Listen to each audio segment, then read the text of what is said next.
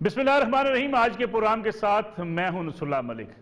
नाज़रीन, आज़ाद कश्मीर कश्मीरियों की बेस कैंप है, कश्मीरियों की आज़ादी की जद्दोजहद की तहरीक का,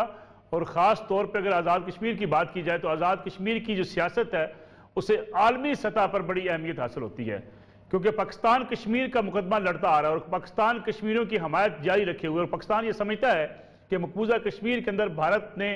एक अपना कब्जा जमा रखा है और लोगों के हकूक छीन रखे हैं। इसके साथ साथ जो आज़ाद कश्मीर की लीडरशिप है उसके ऊपर बड़ी भारी जिम्मेदारी आयद होती है कि वो कश्मीरियों का मुकदमा लेकर दुनिया के सामने जाती है, पाकिस्तानियों के सामने जाती है, और पूरी दुनिया को बताया जाता है कि किस तरीके से मकबूजा कश्मीर के अंदर भारतीय अपने मुजालम को बढ़ाते चले जा रहे हैं। फिर आज़ाद कश्मीर की लीडरशिप पर एक और बड़ी अहम जिम्मेदारी होती है कि वो महाजरीन जो वहाँ से आते हैं, यहाँ पे उनको देखभाल, उनको संभालना, ये भी आज़ाद कश्मीर की हुकूमत की जिम्मेदारी होती है। और आज़ाद कश्मीर पाकिस्तान के लिए बड़ी अहमियत का एक खित्ता है, एक अहमियत का इलाका है। आज़ाद कश्मीर के इलेक्शन जब भी होते हैं, सियासी जमातें जो पाकिस्तान की बड़ी सियासी जमातें हैं वो भी मैदान के अंदर होती हैं, इसलिए बासा औकात ये होता है कि शायद कहीं तफरीक पैदा होती है, और जो बुनियादी मकसद है कश्मीर का, पाकिस्तान का जो बुनियादी मकसद है, कहीं ना कहीं उसको भी ज़िक पहुँचती हुई दिखाई देती है। इसलिए कश्मीरी लीडरशिप के ऊपर बड़ी ये अहम जिम्मेदारी है कि वहाँ की जब इंतखाबात भी हों तो मकसद एक ही पेश नज़र रहे, आज़ाद कश्मीर के लोगों की खुशहाली, उनकी फलाह बहबूद,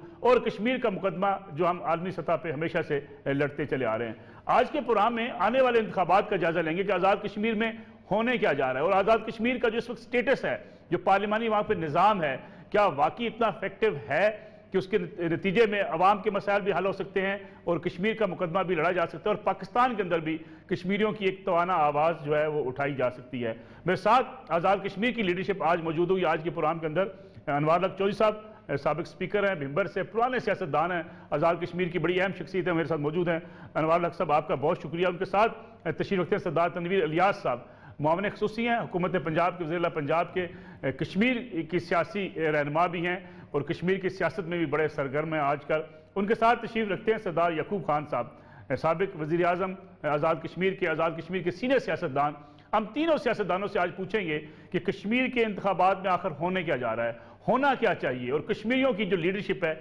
उस पर कितनी भारी जिम्मेदारी आयद हो सकती है। अनवार हक चौधरी साहब, प्रोग्राम का आगाज़ मैं आपसे करूँ कि आज़ाद कश्मीर के इंतखाबात सर पर हैं, इस वक्त जो वहाँ पर सिस्टम है, जो पार्लिमानी सिस्टम है वहाँ का आज़ाद कश्मीर का, कितना इफेक्टिव है अवामी मसाइल के हल के लिए, और फिर जब हम कश्मीर की बात करते हैं, मकबूजा कश्मीर के अवाम की बात करते हैं, उनके मुकदमे को दुनिया भर में उजागर करने के लिए आप कैसा देख रहे हैं आने वाले दिनों में कश्मीर की सियासत को?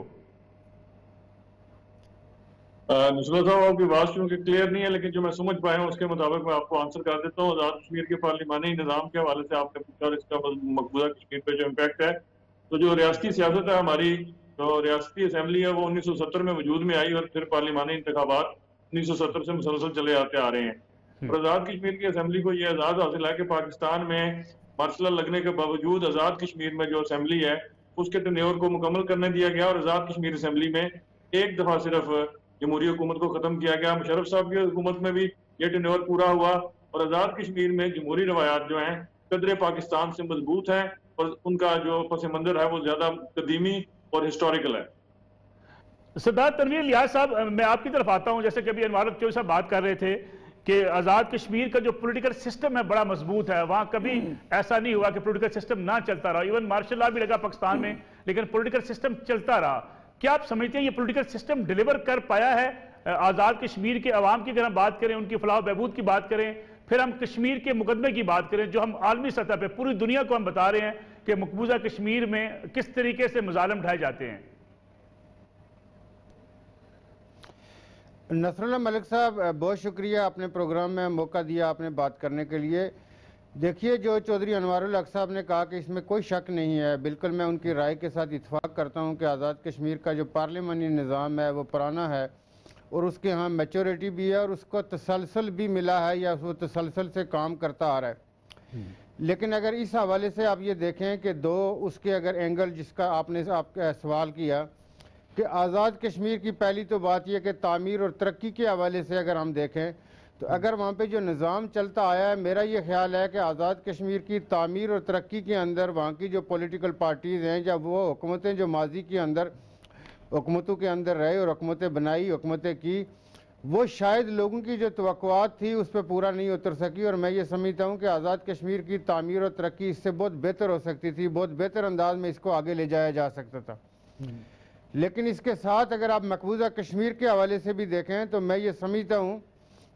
कि मकबूजा कश्मीर की तहरीक के लिए भी जिस तरह हमारी वहाँ की पॉलिटिकल पार्टीज़ और हुकूमत को प्रोएक्टिव रोल अदा करना चाहिए था, अपनी वजारत खारजा के साथ मिलके, दूसरी पार्लिमानी कमेटियों के साथ मिलके, फेडरल गवर्नमेंट के साथ मिलके, OIC के फोरम में अक़वाम मुत्तहिदा को जहाँ पे हमें ज़्यादा से ज़्यादा झंझोड़ना चाहिए था,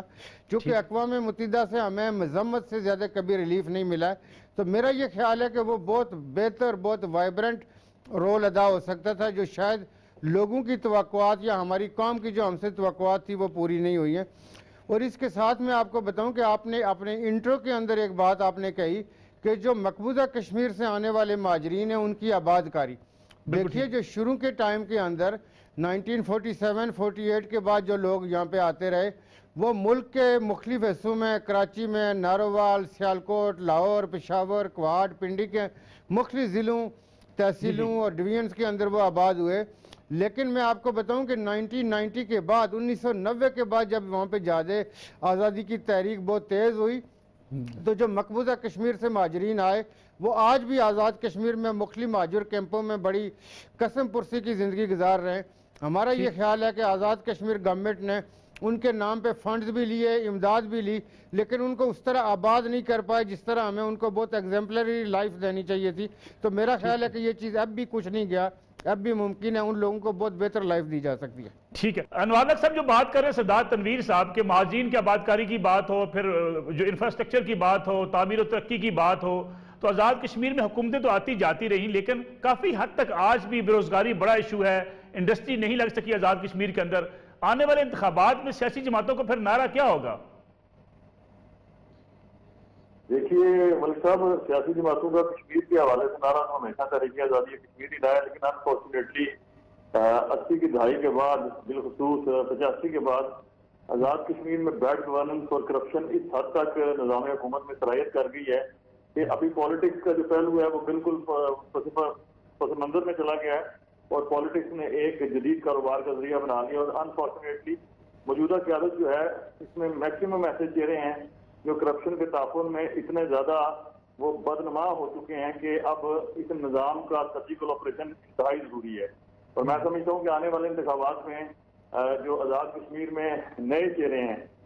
उनसे ये तब्दीली अवाम तो कर रही है, क्योंकि अगर स्टेटस को दोबारा बहाल करने की कोशिश की गई तो मैं समझता हूँ कि इस वक्त बड़ा शदीद अवामी रद्द-ए-अमल आएगा और स्टेटस को के चेहरों को अवामी गज़ब का शिकार भी होना पड़ेगा। अनवर साहब, आपका माशाल्लाह सियासत में बड़ा मकाम है, नाम है, एक बड़ा आपने वहाँ किरदार अदा किया है। लोग तवक्को रखते हैं कि ऐसे सियासतदान पूरे आज़ाद कश्मीर में अपना किरदार अदा करें। आप किस प्लेटफॉर्म से मैदान में उतरने जा रहे हैं? मलिक साहब, गुजारिश ये है कि अभी मेरा चूंकि जो करप्शन के हवाले से नजरिया है वो चेयरमैन तहरीक इंसाफ बिल्कुल इमरान खान साहब के नजरिए के करीब तरीन है, लेकिन अनफॉर्चुनेटली इस वक्त आज़ाद कश्मीर में PTI की क्यादत भी बिल्कुल ऐसे चेहरों के पास है जो स्टेटस को रिप्रेजेंट कर रहे हैं। तो मैं ये देखना चाह रहा हूँ आने वाले वक्त में कि अभी एक खूबसूरत एंट्री हुई है आज़ाद कश्मीर के सियासी निज़ाम में सरदार समीर इलियास साहब की सूरत में। पंजाब में वो अपनी जिम्मेदारियां अदा कर रहे थे PTI के हवाले से, तो अब शरीर में है कि उन्हें आज़ाद कश्मीर में जिम्मेदारियां दी गई हैं। तो मैं ये देखना चाह रहा हूँ कि अगर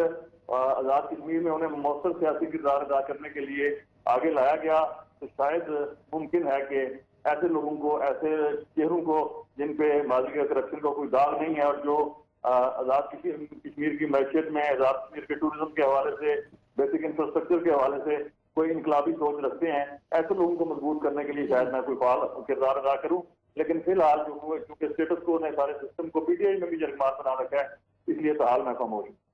सरदार तनवीर साहब, इस स्टेटस को की बात अगर PTI के अंदर हो रही है, फिर PTI के अंदर धड़ेबंदियां बनती हैं। कुछ रोज पहले मैंने आपका एक टीवी पे इंटरव्यू सुना जिसमें आप कह रहे थे कि टिकटें बिकने का जमाना चला गया। अगर टिकटें सियासी जमातें बेचती रही तो जो चौधरी अनवर साहब बात कर रहे हैं कि ऐसी लीडरशिप फिर डिलीवर क्या करेगी जो खुद करप्शन की दलदल में फंसी हुई हो? मलिक साहब देखिए, उसमें यह है कि जो चेयरमैन तहरीक इंसाफ हैं वज़ीर-ए-आज़म पाकिस्तान इमरान खान साहब का यही है कि आप उन लोगों को टारगेट करें और उनको अपने इस सफ़र का हम सफ़र बनाएं कि जो हमारे नज़रिए के करीब तर हूँ, हमारे नज़रिए से इत्तेफाक करते हो और हमारे इस मिशन को और नज़रिए को वो आगे लेके जाएं। ठीक। तो जो मैं टिकटों की बात करता हूँ, चूँकि माजी में ऐसी कंप्लेंट्स बड़ी आई हमारे पास, स्पेशली 2016 के इलेक्शन में और कई और मौक़ों के ऊपर, कि पार्टी के कारकुनों से, पार्टी के लीडरों से पैसे मांगे जा रहे हैं। तो हम ये कह रहे हैं कि ना तो ये पीटीआई का कल्चर है, ना हम इसको पीटीआई का कल्चर का हिस्सा बनने देंगे। लोगों को ये बात बड़ी क्लियर होनी चाहिए कि जी पार्टी जो है वो वज़ीर-ए-आज़म इमरान खान के नज़रिए को आगे लेके जाएगी, जो न सिर्फ आज़ाद कश्मीर के अंदर तामीर और तरक्की के एक नए बाब का आगाज़ करेगी, लेकिन इसके साथ मकबूजा कश्मीर की जो आज़ादी है उसके लिए भी कलीदी रोल अदा करेगी। और वो कलीदी रोल हो सकता है हमारे अपने इदारों के साथ मिलके, फेडरल गवर्नमेंट, वजारत खारजा, OIC के फोरम है। और मैं ये समझता हूँ कि जो पाकिस्तान का नैरेटिव है, पाकिस्तान चूँकि इसके अंदर बुनियादी फ्रीक है, कश्मीर के हवाले से अगर आप देखेंगे तो कश्मीर जो है इस हिंदुस्तान की तकसीम के एजेंडे से आप ये देखें कि जब तक कश्मीर को आज़ादी नहीं मिलती, ये नामुकम्मल रहेगा ये एजेंडा। तो उसके लिए ये है कि अगर हम यहाँ पे टकेमारी करेंगे, टिकट बेचेंगे, पार्टी के कारकुनों को हम उनसे पैसे लेंगे और हम उनसे कभी टेंट लगवाएंगे, कभी कुर्सियाँ लगवाएंगे, तो ये कल्चर ना पीटीआई का है, ना चेयरमैन इसकी कभी इजाज़त देगा। तो हम ये समझते हैं कि नीट क्लीन लोग जो अच्छा, जो करप्शन फ्री सोसाइटी के ऊपर बिलीव करते हैं, वो हमारे हमसफ़र हों और हम उस मिशन को आगे लेके जाएं। लेकिन सरदार तनवीर साहब, अगर पीटीआई की बात करें आज़ाद कश्मीर में, 2016 का इलेक्शन आपके सामने है, चंद हज़ार वोट लेने वाली पार्टी कैसे ये दावा कर सकती है कि ये इंतखाबात वो जीत सकती है? ना तंजीम साजी मुकम्मल हुई, ना कैंडिडेट्स के हवाले से कोई फैसला हुआ, फिर पार्टी के अंदर अगर ग्रुपिंग है, धड़ेबंदियाँ हैं, तो फिर ये कैसे हो सकेगा? इलेक्शन सर पर है। देखिए, बिल्कुल ये चीज़ बड़ी क्लियर है कि 2016 के इलेक्शन में हमने माजरीन की 2 सीटों में से 2 सीटें जीती, लेकिन आज़ाद कश्मीर के अंदर हम कोई सीट जीतना तो दूर की बात है, हम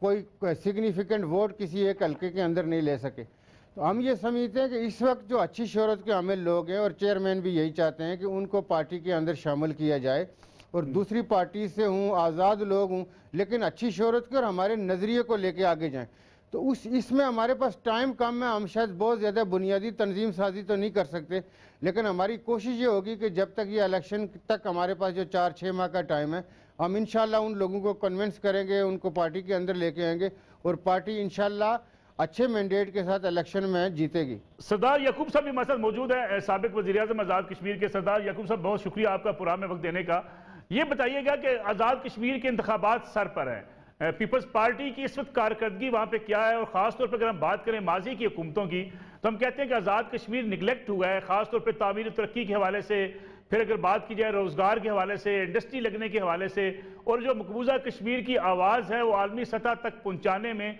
आज़ाद कश्मीर की हुकूमत का, सियासी लीडरशिप का जो किरदार होना चाहिए वो नहीं रहा। मैं बहुत शुक्रगुजार हूँ, आपने कमाल मेहरबानी की। ये बड़ा अच्छा है कि आपने ये बड़ा अच्छा सवाल किया, चूँकि इलेक्शन की आमद है, इसमें कोई शक की बात नहीं है। मगर मैं आपको बिल्कुल, आप पब्लिक से, अवाम से, कश्मीर के लोगों से मालूमात करके, पाकिस्तान पीपल्स पार्टी की गुज़श्ता वक्त में 5 साल की हुकूमत थी, अल्लाह के करम से 70 साल का रिकॉर्ड टूटा। इसलिए टूटा, इतना काम किए कि हमने 3 मेडिकल कॉलेज दिए। आज़ाद कश्मीर में 70 साल में एक मेडिकल कॉलेज नहीं था, एक मेडिकल कॉलेज नहीं था। आज़ाद कश्मीर में गुज़श्ता वक्त में, ये हमारे पाकिस्तान पीपल्स पार्टी जब मैं प्रेसिडेंट था, तो 4 यूनिवर्सिटियां दी और 4 कैंपस। आज़ाद कश्मीर के 10 डिस्ट्रिक्ट हैं, जिसमें 5 यूनिवर्सिटी और 5 कैंपस। प्याराज के ना यूरोप में है, ना अमेरिका में है, ना किसी दुनिया के मुल्क में ये इतना काम हुआ आज़ाद कश्मीर में। इंफ्रास्ट्रक्चर में काम हुआ, जॉब्स लोगों को मिली, बड़े प्रोजेक्ट हुए, इवन इंटरनेशनल एयरपोर्ट, और वहाँ हमारे यहाँ रावलाकोट और मुजफ्फराबाद जो लोकल एयरपोर्ट थे, जो कराची पाकिस्तान से हमारा वो कनेक्शन, ये अभी काम इन्होंने नहीं शुरू कर सके। मौजूदा का बजट उस वक्त मंजूर था। ये इसमें कोई शक की बात नहीं है कि जिस तरह आपने कहा बेस कैंप की बात थी,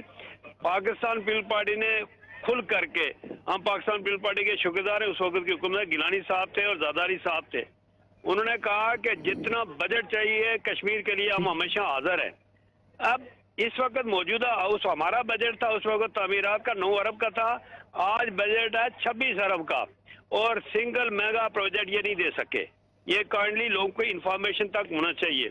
फिर दूसरी बात ये थी जनाब कि आज़ाद कश्मीर में हमेशा से ये बेस कैंप है और हम पाकिस्तान के शुक्रगुजार हैं। पाकिस्तान के अवाम ने हमेशा से कश्मीर का बहुत बहुत साथ दिया। ये 5 फरवरी भी उसी का एक तरीकाकार है कि जो हमेशा से पाकिस्तान कश्मीरियों को एक मैसेज देना चाहता है कि मकबूजा कश्मीर के हमारे भाई बहन बेटियां जिन मुश्किलों से गुजर रही हैं और इनके इस तावन से, इस नारे से कश्मीरियों के हौसले बढ़ते हैं मकबूजा कश्मीर के, जिससे हमारी बेस कैंप को, तहरीक को एक कुव्वत मिलती है। तो मैं समझता हूँ कि ऐसा नहीं है, ये इलेक्शन हो रहे हैं और इंशाल्लाह वक्त बताएगा। और आज़ाद कश्मीर की बेस की हुकूमत में हर पुराने वक्तों से लेके आज तक एक पूरा कंट्रीब्यूशन हिस्सा पूरे कश्मीर का पूरी दुनिया में है। हमारे ओवरसीज में कश्मीरी हैं, पाकिस्तानी हैं, वो डेफिनेटली बहुत कम करें। मगर जो मौजूदा वक्त में जो हुकूमत है, इनसे हम ये कहने चाहते हैं कि सफारतकारी जो है वो मजबूत तरीके से जान डाल के की जाए, उस तरह से ताकि एक प्रूफ मिले कि देखें कल अगर हमारे कश्मीरी नौजवान आज जिन मुश्किलात का हम गुजर रहे हैं और वहाँ मोदी सरकार ने जो हरकत शुरू की हुई है 35 और 78 के, अगर कल यहाँ से बंदूक उठेगी तो फिर कोई तो गिला शिकवा नहीं होगा अक़वाम आलम का। इस पर तवज्जो की जरूरत है। छोटी सी कमर्शियल ब्रेक ले ले, ब्रेक से जब वापस आएंगे तो इसमें भी बात करेंगे कि जो इस वक्त पार्लिमानी सिस्टम है आज़ाद कश्मीर का वो कितना इफेक्टिव है, और ख़ास तौर पे जो बात की जाती है कि आज़ाद कश्मीर की नुमाइंदगी पाकिस्तान की कौमी असम्बली में और सेनेट में होनी चाहिए, इस पर सियासतदान, आज़ाद कश्मीर की सियासी सोच रखने वाले क्या सोचते हैं, इस पर बात करेंगे आफ्टर शॉर्ट।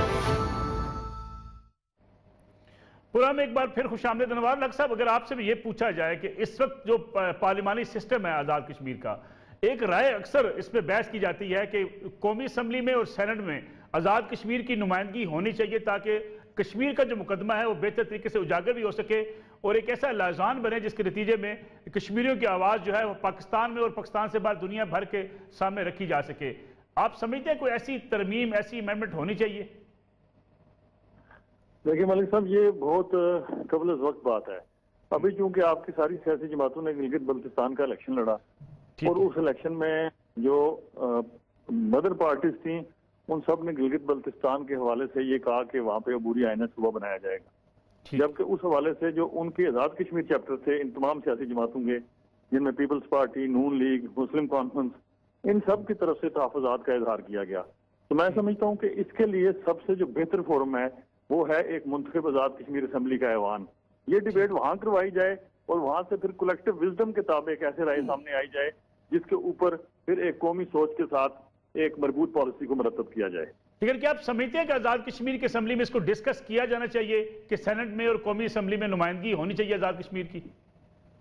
देखिए, आज़ाद कश्मीर की ऐसा जो ऐवान है एक जमहूरी ऐवान है। अगर वहाँ क़वायद-ओ-ज़ाबित के मुताबिक कोई भी करारदाद आती है, कोई भी मोशन आता है और स्पीकर उसको अलाउ करता है कि उस पर डिबेट की जाए, तो उस पर सैर हासिल डिबेट होती रही है और बड़े हसास मौज़ूआत पे आज़ाद कश्मीर असम्बली में डिबेट्स होती रही हैं। तो इस मौजू पे भी डिबेट की हद तक तो कोई अमर माने नहीं है कि इस पर डिबेट की जाए, और अगर कलेक्टिव विजडम जो है मुंतखब लॉ मेकर्स का वो अलाउ करता है तो इस पर मजीद बात की जाए। सदात तनवीर साहब, आप इस बात के हामी हैं कि सेनेट में और कौमी असम्बली में आज़ाद कश्मीर की नुमाइंदगी हो? नसरुल्लाह मलिक साहब, बिल्कुल। इसमें जो मेरी अपनी ज़ाती राय की हद तक अगर देखें तो मैं अपनी ज़ाती राय ये रखता हूँ कि आज़ाद कश्मीर के लोगों को हमारे सेनेट ऐवान बाला के अंदर भी नुमाइंदगी मिलनी चाहिए और कौमी असम्बली के अंदर भी मिलनी चाहिए। और मैंने जब ये आवाज़ बुलंद करनी शुरू की, माजी में भी शायद कुछ लोगों ने कहा हो, लेकिन जब से मैंने ये बात करनी शुरू की मैंने भी यही कहा कि इसके ऊपर हमें डिबेट करनी चाहिए। उसमें मैं ये नहीं कह रहा कि हम जाके बायक जुम्बश कलम हम इम्पोज कर देंगे, लेकिन इसके ऊपर डिबेट करें। मेरा अपना ये पॉइंट ऑफ व्यू ये है कि जब आप कौमी असम्बली के अंदर बैठेंगे, जब आप सेनेट में बैठेंगे, आप सेनेट के चेयरमैन बन सकते हैं, डिप्टी चेयरमैन बन सकते हैं, आप यहाँ पे वज़ीर ख़ारजा बन सकते हैं और वजारतें आपको मिल सकती हैं, आप किसी भी पोजीशन के लिए एलिजिबल होंगे। ठीक है। दूसरा जो मेरा पॉइंट ऑफ व्यू है मलिक साहब, उसमें आप ये देखिए कि जो मकबूजा कश्मीर के अंदर हमारे बुजुर्ग, हमारे भाई, हमारी माएँ, बहनें, बेटियाँ हैं, वो वहाँ पे रहते हुए ये कहते हैं कि हम पाकिस्तानी हैं और पाकिस्तान हमारा है, और जब वो शहीद होते हैं तो हमारे झंडे के अंदर, वो पाकिस्तान के झंडे के अंदर दफन होते हैं। और इसी तरह आप ये देखें कि जिस तरह हमारी पूरी कौम ने जब लास्ट को 1.5 साल पहले हिंदुस्तान ने जब 35A और 370 रिवोक किया और कश्मीर का प्रिंसली स्टेटस उसने ख़त्म कर दिया जो उनकी जदागाना पोजीशन थी, तो पूरी कौम ने कश्मीर के झंडे को, हमारे आज़ाद कश्मीर के झंडे को जिस तरह पाकिस्तान के झंडे के साथ रख के जिस यकजहती और हर इंटरनेशनल फोरम के अंदर, तो जब आप अपने आप को पाकिस्तान का हिस्सा समझते हैं तो जो हिस्सा आज़ाद हो चुका है वो हमारी नेशनल असम्बली के अंदर क्यों न हो, वो हमारे सेनेट के अंदर क्यों न हो। तो मैं ये समझता हूँ कि आज़ाद कश्मीर के स्ट्रक्चर को छेड़े बगैर आपने जो उसका रियासती ढांचा बनाया हुआ है, देखिए अक़वाम मुत्तहिदा के पास हिंदुस्तान इसको लेके गया था, उसने वहाँ पे कमिटमेंट भी दी थी, उसने राय शुमारी की कमिटमेंट दी थी कि जी हम इनको राय शुमारी करवाएंगे या रेफरेंडम की इजाज़त होगी, लेकिन 70-72 साल गुजरने के बावजूद वो अपने वादे पे नहीं आया, हिंदुस्तान ने अपनी कमिटमेंट पूरी नहीं की। तो मैं ये समझता हूँ कि कश्मीर की आज़ादी हो, आज़ाद कश्मीर की तामीर और तरक्की हो, अगर आप नेशनल दायरे में कौमी असम्बली में बैठे होंगे, सेनेट में बैठे होंगे, तो आपकी पोजीशन भी डिफरेंट होगी और आप बहुत बेहतर परफॉर्म कर सकेंगे। और इसके साथ मैं ये समझता हूँ कि वफाक भी बहुत मजबूत होगा। जो बाहर बैठ के जो नेशनल जो एलिमेंट है, जो फैक्टर है, जो बाहर बैठ के दूसरे मुल्कों से जो हमारे एनिमी हैं, जो हमारे दुश्मन से उनसे पैसे लेके बातें करते हैं, उनकी आवाज़ भी पीछे चली जाएगी, उनको भी एक मैसेज मिल जाएगा। और वो लोग जो अपने मुल्क का हिस्सा बनना चाहते हैं, जो अपने मुल्क के अंदर रहना चाहते हैं, उनकी आवाज़ के अंदर भी बड़ी कुव्वत आएगी। तो मेरा ख्याल है कि ये चीज़, इसके ऊपर डिबेट करनी चाहिए और ये चीज़ हमें करनी चाहिए। हमें सेनेट में भी जाना चाहिए और हमें कौमी असम्बली में भी जाना चाहिए। सरदार याकूब साहब, इलेक्शन आ रहे हैं, क्या पीपल्स पार्टी किसी इत्तेहाद में जाएगी? पीडीएम जो है वो पाकिस्तान के अंदर अपना काम कर रही है, एहतजाज कर रही है, क्या कोई पीडीएम के प्लेटफॉर्म से इलेक्शन भी हो सकता है? पीपल्स पार्टी दीगर जमातों के साथ इत्तेहाद में जाएगी या अलग से इलेक्शन लड़ेगी? देखिए, सियासत में दरवाजे कभी बंद नहीं होते और खुल के एक दूसरे को देखे। इलेक्शन होते हैं ना जी, वो इलेक्शन हो गए एक दिन 5 साल के लिए, तो हमने तो इस मुल्क में रहना है, इज्जत एहतराम जबान ठीक रखनी चाहिए। हम एक दूसरे देखें, आज़ाद कश्मीर बेस कैंप आपके इतला के लिए अल्लाह हम पर ये मेहरबान है कि हमारा एजुकेशन से 80 और 85%, हमारा तजर्बा ज्यादा है, चूंकि हम पीछे हुए लोग हैं।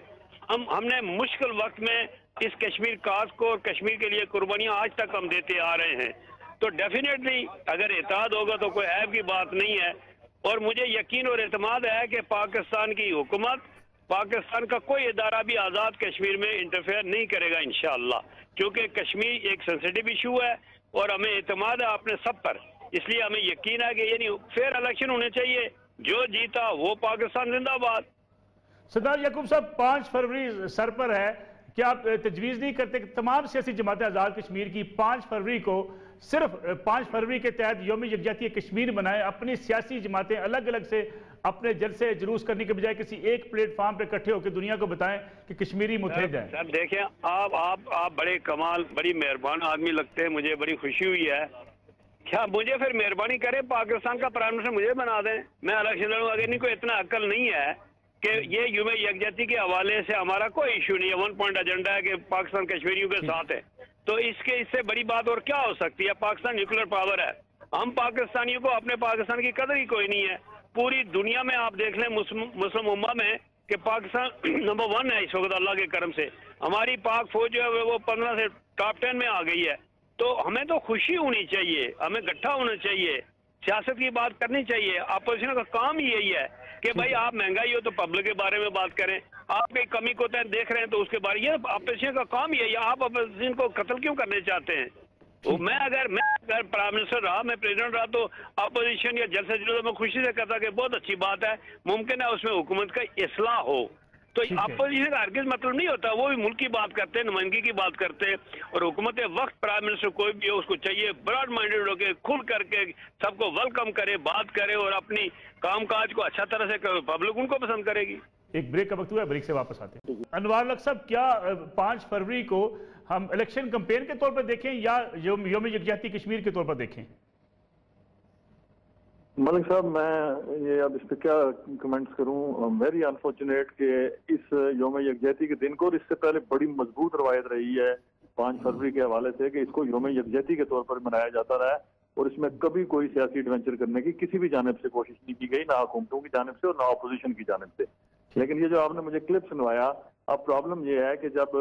सियासी कदकात के बोने जो हैं वो इक़्तिदार की खातिर तहरीक आज़ादी कश्मीर का सौदा करने से भी बाज ना आए, तो फिर इस पर काफी अफसोस ही मला जा सकता है। और ये सबसे ज्यादा काबिल अफसोस बात यह है कि ये उस जलसे के हवाले से गुफ्तगू की जा रही है जिसपे वज़ीर आज़म पाकिस्तान ने खिताब करना है। मैं समझता हूँ कि क्या ही अच्छा होता कि वज़ीर आज़म पाकिस्तान अगर वहाँ तशरीफ ले जाते तो वहाँ पे आज़ाद कश्मीर की मारूफ क़यादत जो कि कदावर शख्सियात पर मुश्तमिल है, आज उनकी लेगेसी को कैरी करने वाले लोग मौजूद हैं। गाजी मिल्लत सरदार सरदार इब्राहिम साहब के खानवादे से हसन इब्राहिम साहब को स्टेज पर बिठाया जाता, सलार जमहूरियत चंद्र याद साहब को स्टेज पर बिठाया जाता,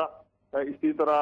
जो आपकी हुर्रियत की आदत है उसको स्टेज पर बिठाया जाता। और उसके बाद ये पार्टी का जलसा करने की बजाय एक, मैं समझता हूँ कि जो खान साहब ने कश्मीर के बारे में जो विजनरी स्टैंस लिया है, ये जो गुफ्तगू है 5 फरवरी के हवाले से कि इतने बड़े इशू को एक महज इंतखाबी जलसे में तब्दील करने की जो गुफ्तगू है, इंतहाई खतरनाक है, इंतहाई वाहियात है और इसकी मजम्मत की जानी चाहिए। और मैं समझता हूँ कि अगर मेरी आवाज जिम्मेदारान सुन रहे हैं तो अभी 5 फरवरी को खान साहब के बारे में, चूंकि इसमें कोई शक ही नहीं है कि कश्मीर के हवाले से उनका दो टोक मौक़िफ़ है, जितना आलमी सतह पर उन्होंने कश्मीर के बारे में गुफ्तगू की है इससे पहले आपको कभी देखने में नहीं मिली। तो वो ये उन्हें और उनकी टीम को ये कोशिश करनी चाहिए, और ये उनके एक जिम्मेदार आपके साथ भी तशरीफ फरमाए, इन्हें भी ये कोशिश करनी चाहिए कि इस जलसे को पीटीआई का इंतखाबी जलसा बनाने की बजाय और इसको गजल जवाबी गजल के तौर पर इस्तेमाल करने की बजाय कौमी यकजहती के तौर पर आज़ाद कश्मीर की दीगर जमातों को, मुस्लिम कानून की लीडरशिप को वहां बिठाया जाए, ताकि मकबूजा कश्मीर में एक मैसेज जाए कि तमाम तर पॉलिटिकल पोलराइजेशन के बावजूद कश्मीर के मामले पर पूरी पाकिस्तानी कौम मुत्तहिद है। और वज़ीर आज़म इमरान खान का ये विजन जो है वो इस बात का मुंह बोलता सबूत है कि आज तमाम तर इख्तिलाफात के बावजूद आज़ाद कश्मीर की मारूफ लीडरशिप स्टेज पर मौजूद है। तो मैं समझता हूँ कि अभी वक्त मौजूद है, इस पर फौरी तौर पर तवज्जो दी जानी चाहिए और इस इतने बड़े मसले को, जो आलमी सतह का मसला जिसमें लाखों इंसानों की जो जानों की कुर्बानियां दे दी गई हैं, उस जलसे के उस दिन के हवाले से जो जलसा किया जा रहा है उसको एक साहब इंतखाबी जलसे के हवाले से उसके ऊपर गुफ्तगू फरमा रहे हैं, तो इंतहाई काबिल मजम्मत और काबिल अफसोस बात है। अनवर साहब, सियासी घोड़े जब शामिल होंगे तब तरजीहात क्या होनी चाहिए? क्योंकि हम देखते हैं कि जब वफाक की हुकूमत होती है किसी जमात की, वैसी हुकूमत शायद बनती है आज़ाद कश्मीर में, इस लिहाज से तो बहुत से लोग शामिल होना चाहेंगे, तरजीहात क्या होनी चाहिए? देखिए, गुजारिश ये है कि नसरुल्लाह मलिक साहब, इंतखाबी सियासत और मोरालिटी की पॉलिटिक्स में अब जमीन आसमान का फर्क है। जब आप इंतखाबी घोड़ों का वर्ड इस्तेमाल करते हैं तो ये किसी भी सियासी कारकुन के लिए कोई साहिब राय किस्म की तारीफ नहीं है, इसलिए कि जो बेसिक जो बुनियादी सियासी कारकुन है वो तो सारी उम्र अपने आदर्श के पीछे भाग के, अपनी जेब से खर्चा करके, अपने घर वालों के वक्त की कुर्बानी दे के, तो वो मुल्की मामलात की इस्लाह के लिए अपनी तय कोशिश करता है। सियासी कारकुन एक ऐसी चीज है कि जिसकी ना कोई पेंशन है ना कोई पे मुकर्रर है। प्रॉब्लम यह है कि अभी आपकी सारी पॉलिटिक्स जो है पाकिस्तान में भी और आजाद कश्मीर में भी पॉलिटिकल माफिया ने यरगमाल बना ली है। इसमें सियासत का लफ्ज खत्म हो गया और इसको कारोबार बना लिया गया, इसीलिए इसके ऊपर अब आप वर्ड हॉर्स भी यूज कर रहे हैं अनफॉर्चुनेटली। तो हॉर्स जो है वो तो फिर ये बड़ी सिंपल सी बात है कि सियासत में वही इस वक्त की सियासत में अनफॉर्चुनेटली वही घोड़ा कामयाब है कि जो दौड़ता है, जो रेस में अव्वल आने की कोशिश करता है। और जो अव्वल आने वाले घोड़े हैं उनको आपको पता है कि हार्मोनल इंजेक्शन भी लगते हैं, उनमें ऑल्ट्रेशन भी की जाती हैं, सिर्फ उनको टारगेट ये होता है कि इनको हर कीमत पर जीतना है। और जब आपको हर कीमत पर जीतना है तो फिर नजरिए की मौत भी होती है, अकीदे की मौत भी होती है, अखलाकियात की मौत भी होती है, बददियानती भी परवान चढ़ती है, करप्शन भी परवान चढ़ती है, फिर आपको ये प्राइस पे करनी पड़ती है। सदात तनवीर साहब, जो दो धड़े इस वक्त सामने आ रहे हैं पीटीआई के, कहा जा रहा है दो धड़ों में तकसीम है पीटीआई, लोग कंफ्यूज भी हैं। बाद लोगों से हमारी बातचीत भी हुई, वो समझते हैं कि जब तक पार्टी मुत्तहिद नहीं होती वो फैसला नहीं कर पा रहे कि किस तरफ जाएं। इसका हल क्या होगा? और फिर दूसरा ये भी कुछ कहा जा रहा है आपको लीडरशिप सौंपी जा रही है, वजीर आजम के लिए आपका नाम भी सामने आ रहा है, ये चीजें फाइनलाइज हुई हैं कोई? मलिक साहब, इससे पहले मैं आपके इस सवाल के जवाब की तरफ हूँ, थोड़ा सा मैं उसका ये कहना चाहूँगा जो आपने चौधरी अनवर साहब से भी पूछा। एक चीज़ जो मैं समझता हूँ कि ये नहीं कि वो चूँकि हमारे चेयरमैन हैं, पार्टी के चेयरमैन हैं, वज़ीर आज़म पाकिस्तान है, ये एक रियलिटी है। और आप जैसा दानिश्वर जिसके ऊपर भी जिम्मेदारी आयद होती है कि मुल्क और कौम को शऊर से आगाह करे और रियलिटी क्या है उसका गैर जानबदाराना तजिया करके भी रखे। दो चीज़ें मैं आप समझता हूँ कि अगर आप अपनी हिस्टोरिकल देखें, माजी देखें, हम अपना हिस्ट्री देखें, तो 70-75 सालों के अंदर किसी वज़ीर आज़म पाकिस्तान ने मसला कश्मीर के ऊपर इस तरह दो टोक मौक़िफ़ और ये कह के कि मैं सफ़ीर हूँ कश्मीर का, और ना सिर्फ ये कहा लेकिन उसको साबित भी किया इंटरनेशनली हर फोरम के ऊपर। और इसके साथ जो मुस्लिम दुनिया जिस चैलेंज से दो चार है, मैं ये समझता हूँ कि जो इस्लाम फोबिया और एक्सट्रीमिज़म और दहशत गर्दी, उसके ऊपर भी ये क्रेडिट हमारे चेयरमैन और वज़ीर-ए-आज़म पाकिस्तान को जाता है कि उन्होंने इंटरनेशनली हर फोरम के ऊपर दुनिया के ज़मीरों को झंझोड़ा और उनको ये कहा कि ये जो तुम कर रहे हो ये गलती कर रहे हो, इस्लाम का दहशत गर्दी के साथ कोई ताल्लुक नहीं। माजी उठा के देख लें, इंसानी तारीख पिछली 500-600 साल की आप तारीख देख लें, जहाँ पे सुइसाइड्स हुए, जहाँ पे इस तरह के अटैक्स हुए, जहाँ पे बम ब्लास्ट हुए, वो दूसरी कौमों ने भी किए, दूसरे मज़ाहिब के फॉलोवर्स ने किए और वहाँ किए गए जहाँ पे दुनिया को उनके बुनियादी हकूक़ से महरूम किया गया। तो वो अगर कोई किसी मुसलमान मुल्क से उठ के करता है या किसी मुस्लिम कम्युनिटी से करता है तो उसको इस्लाम के साथ जोड़ना मुनासिब नहीं है। अब अगली बात की तरफ आते हैं। देखें, मैं ये समझता हूँ और मैं हर मौका पे ये कहता हूँ कि किसी इलेक्शन से पहले, जहाँ पे 4 या 6 माह इलेक्शन का टाइम रहता हो, वज़ीर-ए-आज़म को ना ज़रूरत है ना वो करेंगे कि किसी को प्राइम मिनिस्टर पहले डिक्लेयर करें, किसी को प्रेसिडेंट पहले डिक्लेयर करें, ना इस तरह की हमें स्पेकुलेशंस करनी चाहिए। इस वक्त वज़ीर-ए-आज़म ये चाहते हैं कि पीटीआई आज़ाद कश्मीर के अंदर अच्छे मैंडेट के लिए अच्छी शोहरत के आमिल लोगों को, जो हमारे नज़रिए के करीब तर हों, उन लोगों को हम अपने साथ शामिल करें और पीटीआई हैवी मैंडेट के साथ हम अलायंस में जाएंगे नहीं जाएंगे दूसरी पार्टीज़ के साथ, ये भी वज़ीर-ए-आज़म पाकिस्तान और जो चेयरमैन तहरीक इंसाफ है, ये उन्हीं का प्रोगेटिव है कि जो हमें फ़ाइनल डिसीजन वो देंगे, उस डिसीजन के मुताबिक हम देखेंगे कि पार्टीज़ को हमने साथ रखना है नहीं साथ रखना, स्ट्रॉन्ग पॉलिटिकल सिस्टम के लिए हमें क्या करना चाहिए, ये फैसला भी वही करेंगे। लेकिन इसके साथ हम ये समझते हैं कि पीटीआई को गवर्नमेंट बनाने के लिए किसी का महरूम मिन्नत ना होना पड़े। पीटीआई इस मैंडेट के साथ आए कि वो खुद अकेले गवर्नमेंट बना सके, लेकिन उसके लिए कोई ओहदा नहीं है तो खत्म करनी पड़ेगी। सरदार तनवीर साहब, दड़े बिल्कुल ये बड़ा इंपॉर्टेंट सवाल है आपका कि मेरे इस मैंडेट से पहले भी पीटीआई के अंदर अनफॉर्चुनेटली बहुत ग्रुप बंदी है, तहसील लेवल पे, डिस्ट्रिक्ट लेवल पे, डिवीजन लेवल पे लाइकिंग और डिसलाइकिंग एक्सट्रीम के ऊपर है। जहाँ पे हम किसी को डिसलाइक करते हैं वहाँ पे कोई मसला हो रहा है, जहाँ पे किसी को लाइक करते हैं मसला हो रहा है। तो हमारी इंशाल्लाह कोशिश ये होगी कि इन लोगों को साथ लेके चलें, ग्रुप बंदियों को ख़त्म करवाएं, चूँकि किसी भी पॉलिटिकल पार्टी के अंदर की ग्रुप बंदियाँ उसके लिए सबसे ज़्यादा ख़तरनाक होती हैं। तो इंशाल्लाह हम इनको ख़त्म करेंगे और सब लोगों को, हमारी ख्वाहिश और कोशिश यही होगी कि सब लोग इकट्ठे चलें।